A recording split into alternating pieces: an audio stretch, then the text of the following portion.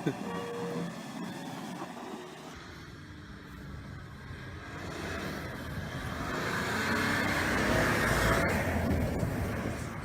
you the cutaway, those two gears that are coupled to the shafts.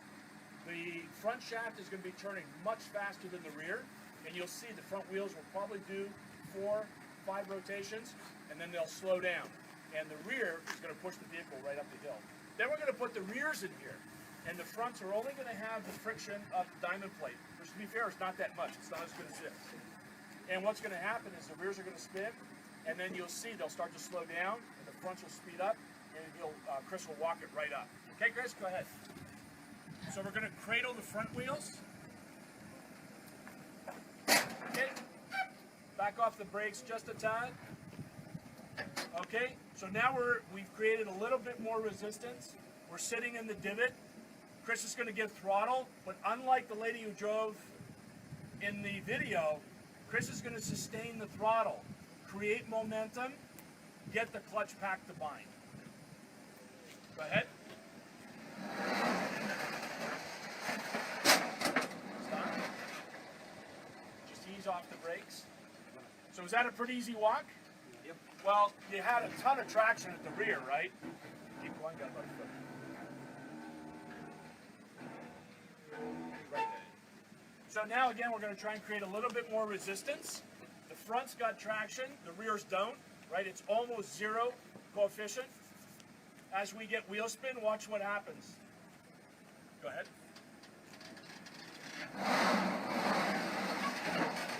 Front just walks it up. So the mechanical center locking diff, is it effective? Absolutely. And you saw the rear wheel had to do 3-4 spins, and we got lock up and we started walking the vehicle up, front wheel drive. So from a north-south, easy to walk, right? It's 40-60, but easy to go up to 70, 85, and we can play with that all day long. Now let's make it more challenging. We're gonna walk it down. Now what we're gonna do is we're gonna expose the vehicle to probably the worst case scenario. Only one tire sits on firm ground. All 3 other wheels are gonna sit on the rollers. So we're gonna expose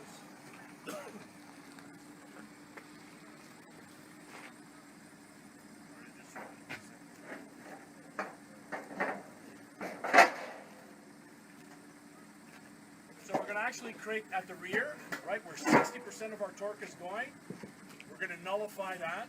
And then up front, we're going to create where Quattro is going to transfer more torque to the front. It's going to get to the center, to the front differential, and then it's going to look left and right. And it's going to say, what's easier, move the car or just spin the wheel out? So what element is going to intervene to make sure that we get equal traction side to side? EDL. And what does EDL use to do it? ABS and traction control. So Chris, walk her up. No, you want to stay here. You want to watch this wheel. Because we know that one's got traction, right? We know what that looks like. Bring it on up. Drive all the way through. Stop. Ease the brakes back. We're going to try and get the rear tire in the divot. You got about a foot. Okay. So now in theory, the rears are really going to spin just like before. But now we've got a liability here where the diff in front, it's an open differential. There are no clutch packs there. So it's going to be EDL on either side that determines where the torque goes. Go ahead.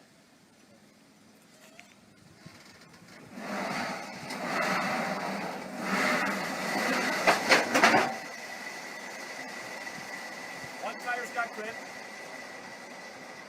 We've got a mechanical system that flushes out what's happening north-south, sends torque to the front. The front diff is open.